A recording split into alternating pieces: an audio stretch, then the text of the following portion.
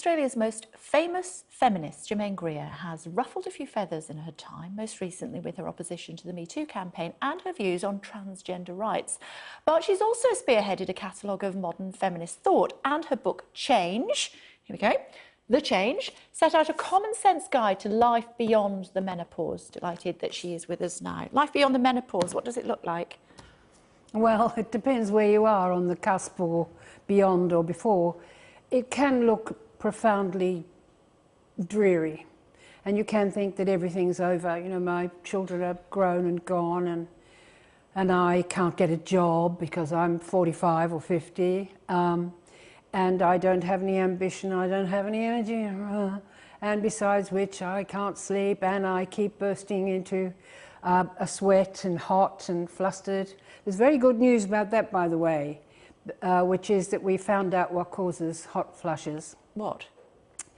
It's actually, well, it's probably not right to blame a neurokinin that we generate in our brain, in the hypothalamus, but they found out almost accidentally, the way it happens, that you could provoke a hot flush using this body chemical.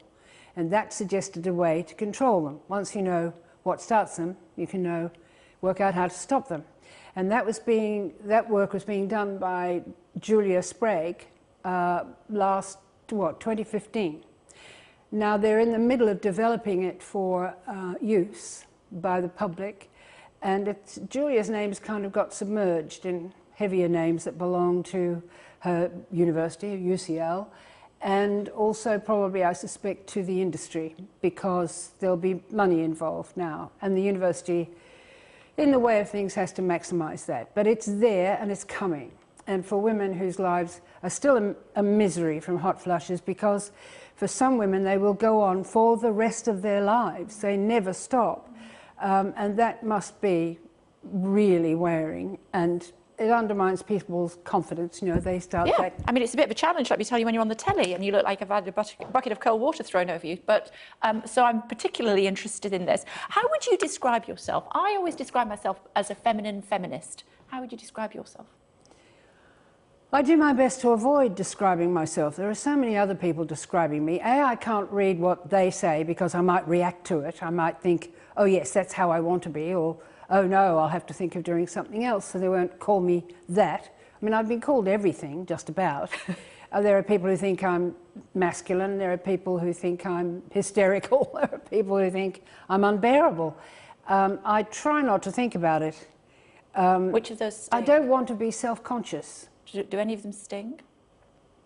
No, not really. They would if the people were closer to me. They would if there were people who really knew me, who dismissed me in a word or two. But when people who've never met me have an opinion, it's not something I can respond to. I read that you were a major voice of the second wave feminist movement in the latter half of the 20th century. Are you happy with that mantle? Well, I'm about as happy as I am with things like Germaine Greer's legacy. Sort of put up my hand and say, excuse me, but I'm not still dead. Here. Yeah, sorry. How does that manifest itself, though, your feminist movement latter half of the 20th century? How do you see yourself as a flag carrier for women of a certain age? I wouldn't say that. I've never thought of myself as a leader. When people say you changed my life, I beg them not to give me the credit for what they did. And I try to get people to understand that I did the best I could. I wrote a book. It's not a very good book, but women took to it. They read it and they made up for its inadequacies. And it did give them the courage to make changes and to, in particular, to change situations that were not good for them, that were making them doubt themselves, making them lose their self-confidence, making them apologetic, all the things we're used to. So that's important. Don't want to think of that. But there is a thing. I was listening to Piers Morgan shouting yesterday about how you women want equality, therefore, and going on and on about Sue Perkins and her sexist jokes at the BAFTAs. And saying, you know, and there was a collage of all the things that she said that annoyed Piers. It's so easy to annoy Piers, it's quite difficult to avoid it, but and he was shouting about how you want equality and you think you can get away with doing this sort of thing. Now, I've never wanted equality. I don't see that the best we can hope for is the lives that men have under corporate capitalism. I think lots of men are miserable in the corporate world, and the corporate world's quite good at disappointing people. And what I want is freedom for women. But that's a difficult thing. Freedom is strenuous and dangerous, and you can shrink from freedom. But women haven't done that. The thing that really gets me is that the women I talk to all the time, I talk every week or couple of weeks, and lots of these women have walked out of comfortable marriages where they were miserable and have really struck out for freedom. They've faced it all down. They had half the income they had before or less. We all know how difficult it is to get child support. So when you strike out as a single mum, a single parent, you actually enter a world of toil and trouble and loneliness and no holidays and things you can't afford and things the kids want and so on. And these women have breasted it all. They've just accepted their new destiny, and they're different women. They're strong and they are optimistic and they're confident, and I'm really, really impressed by them. You want equality in pay though, don't you? You want us to be equal. Well, that's a curious thing. I mean, one of the things Sue Perkins said was something about, don't ask me how much I'm being paid. Let's say I'm putting in half the effort. And I thought, now, wait a minute, Sue, in the job you're in, you bargain. When they ask you, will you do the BAFTAs for us, you say, or your agent says, if you're clever, you won't say it yourself, and you actually negotiate a fee. And if your fee is not as great as a fee that somebody else could negotiate, regardless of sex, I would say, then that's market. That's the business that you're in. And I think it's very strange that all the jobs in, say, the television industry would be phased according to a rigid pay scale, as if you were, working your way through the teaching profession or something like that. Well, on average, women earn 18% less rather than men, and it's been illegal since the 1970s, and yet it still happens. What more should Theresa May be doing? We've got a woman Prime Minister. Surely she should be tackling that. Well, now you have to think about exactly what that means as well. I mean, for lots of women, it's because they won't actually work as many hours and they will have an interrupted career because they'll be raising children and so forth. Now, the thing that gets me is, if that's your feeling that women should be paid exactly the same as men over the life career, then I have to say, okay, well, in that case, they must stop working for nothing. And you may say, well, what do you mean working for nothing? I mean exactly that. The unpaid work in the world is done by women, and it's called housework and child raising and dropping the kids at football or at school.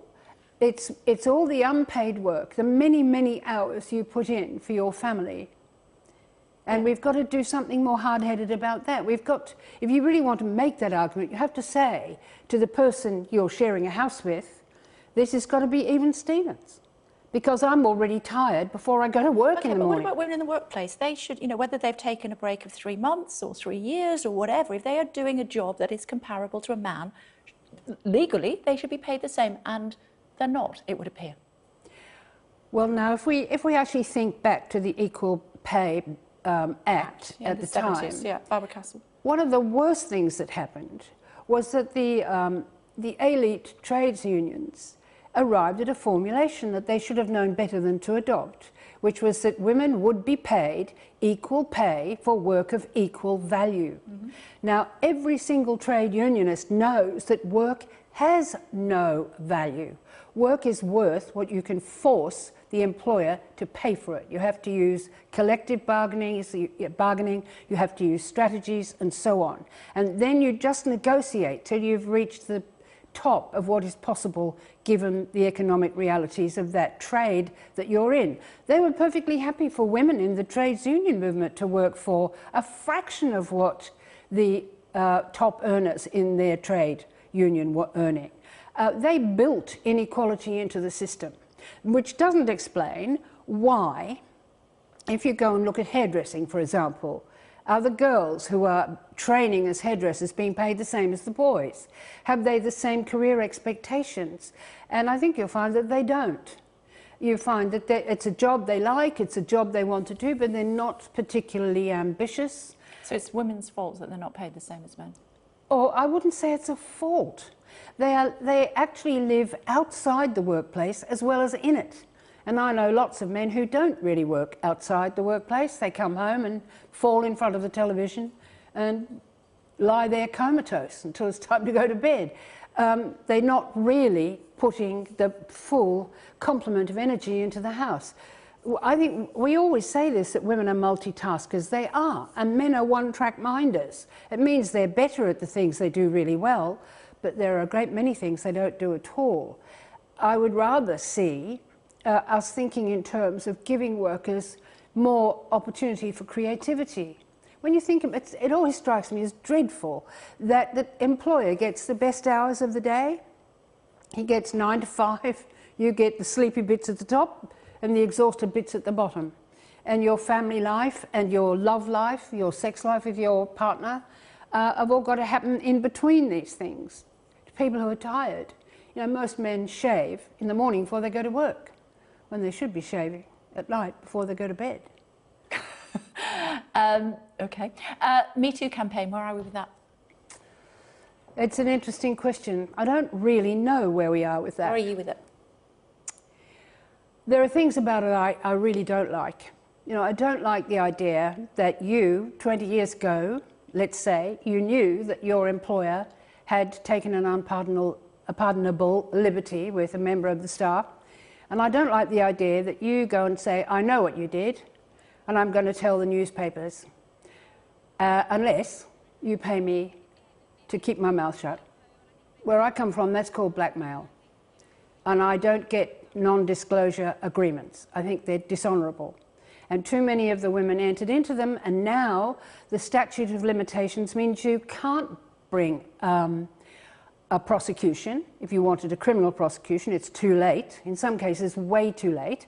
I mean, in the case of Cosby, for example, that was a civil suit brought by Scanton against him. She won that, and the state have now based their criminal trial on that suit, and they've got themselves a conviction. But there'll be an appeal, and it will go on and on and on. And my bet would be that Cosby won't outlast the way it goes. I don't think we can enter into that sort of arrangement. I think we've got to kick ass and take names, talk loud and draw a crowd when it happens, not 20 years later. People like you and me would do that. And I spoke recently about a situation that happened to me, and I was very voluble about it at the time. But some women don't feel that they have that voice, and only when they hear about others, and hence the hashtag MeToo, they feel that they can then have a voice in numbers and say what happened to them. But it's still difficult. Rose McGowan, who is a leader in MeToo, has just, I noticed, put her house in LA on the market. It's been sold for $2 million to pay the costs of her civil suit against Harvey Weinstein. Now that's what happens when you let the time roll by, and it makes everything much harder. We've been looking for ways of making the charge against a predator that would mean that other women could know about it. There's Callisto in America, but before that there were the girls at Brown who put the names of the worst offenders on the wall of a washroom. There are the women at Columbia who did the same thing. Because one thing you do notice if you spend time as a university teacher, as I did for most of my life, you realize that the predators on campus are a few. And it's not true that all men are rapists. Most men probably aren't. But the ones who are malevolent, are repeat offenders. And the thing that's really worrying, if you don't start talking loud and saying that man is dangerous, avoid him, if you don't do that, other women will become victims as well. Because these guys know the routine, and the routine is always the same. Now, I wanted to do it online years ago at Warwick 20 years ago. And I thought, you know, all I want you to do is describe the behaviour. And then we put it on a website, and a woman who's thinking of going out with somebody but not really quite sure can actually have a look and see the way this guy's likely to behave. I would have been happy for the name not to have been mentioned, just the behaviour. If he says this, if he does that, if he calls you a beautiful girl because he can't remember your name, be aware that this is a recidivist. This is a man who habitually damages women. You want rape not to be a crime, is that right? No. I don't want rape not to be a crime. I don't want assault not to be a crime. The only thing is... You feel it should be labelled in a different way? No. It's been labelled in every different way you can think of, and all that happens is it gets more muddled. No, I mean, I think we've made a number of mistakes when it comes to rape, mainly because the law was made by men and it was about women as men's property. That's its history. I think, for example, the whole business of consent, I mean, I don't know if you saw today's news story that somebody in America is saying we're going to have to ask our babies for consent before we take their nappies off. So they learn consent from an early age. And you think, when you think of the things mothers have to do involving that end of a child, excuse me, would you mind? Mad, crazy. But the fact is, in a court of law, you can't see consent. And it may very well be that the perpetrator thinks that he had consent. Less than 5% of rape convictions actually are proven. But then, cases, I should say. Well, then you've got a problem. Have a look at who gets convicted. Have a look at what they have in common. Members of minority groups, poor men, illiterate men, and so forth. Mentally ill men. It's very hard to get convicted, as a matter of fact. You'd only need a reasonable defence, because you can always say, even though, you know, the girl's 19 years old, she was a virgin, and I did it to her in the back lane behind the nightclub, and people think she was up for it. What? It's not even probable. But as long as the perpetrator insists that what he thought, even if he was drunk, you're not supposed to take into account the fact that he was drunk, depending on the administration. The fact about the law of rape is it's different everywhere. It all turns on consent. And the thing that shocked me in the case of the 4 rugby players in Ireland is that they behaved disgustingly, and that was pretty obvious. All the details of the actual behaviour were read out, were accepted in court, their text messages where they boasted and so on. Then the case jibs on the issue of consent in a pathetic sort of way. I mean, the young woman was being subjected to an ordeal that she can hardly have imagined, let alone consented to. It turns on the issue of consent. They decide that they're going to be acquitted, and they're acquitted of all charges. They walk out of the courtroom with all of that on their heads and not a moment to expiate it. But the interesting thing is what happened then. The Irish people turned against them. But they were all cleared on all charges. They were all cleared. Yes, yeah, they were. I was reading that, did you really say, talking about other women and whether or not you supported the women, did you really talk about Julia Gillard's backside in an uncomplimentary way? I didn't think it was uncomplimentary. I said it was big. What's uncomplimentary about that? It might even be what's known as true.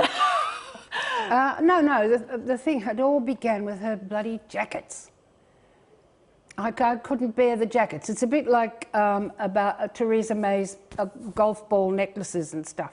The giddy array of necklaces. We get 3 or 4 a day, and each one is worse than the last. And you think, you know, here I'm hoping that you're getting somewhere with Brexit. And all I can see is most of your intellectual energy has gone into choosing yet another necklace. It's a way of... It's a criticism, obviously, but I don't think because I'm a feminist I shouldn't be allowed to make it. The thing about Julia Gillard was that she had these jackets, which are like wine waiters' jackets. There was a different one for every day, and it got taken out of the box, and she'd put it on, and they never fitted properly. They were always either too tight here or too short there, and you need... but would you have judged men in the same way, I suppose? Oh, yes. Why not? Of course, the only thing is that men don't look like anything. They can wear the same suit every day on TV, for example, whereas you, for example, probably have to wear a different dress every day. Do you think that women become invisible as they get older? Yes, probably. I think they do. You can stand in a queue or stand at a counter for half an hour and people walk past you.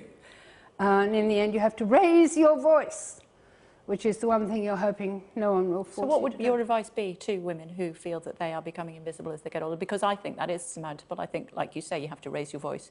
And well, I use all sorts of different techniques so that people take notice of me. What about you? Well, I'm rather big. I'm apt to block the view. But it's places like the forecourt of the garage, when I can remember once I was putting air in the tyre of my little Triumph Herald convertible and I exploded it. I blew it completely up because I couldn't read the gauge properly. And I realised then that I'd become invisible, because even a month before, somebody in the garage would have come to help me. But they didn't that day, and I blew up my tyre. So I had to think about that quite hard.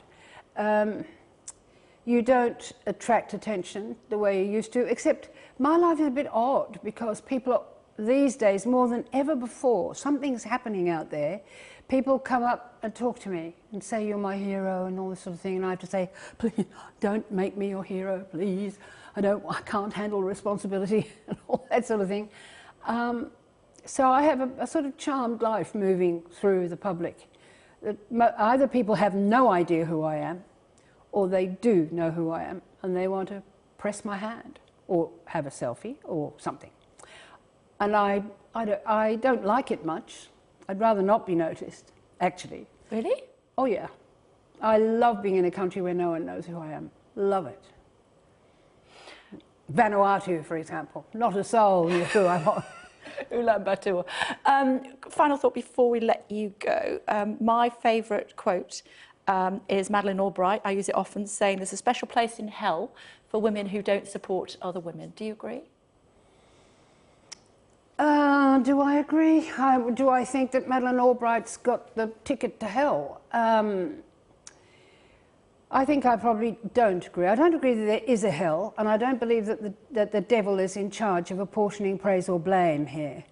I think women... OK, let's strip that down then. Should women support other women? Well, generally speaking, yes, but not simply because they're women, but because they think they're right, or they think they're getting a raw deal, or they think they haven't had a chance to put their case, but simply because a woman is a woman. I mean, remember Mrs. Thatcher, whatever grand titles and things they've got underneath that whole thing, as far as the book is concerned, The Change, I'm guessing it's based on the menopause.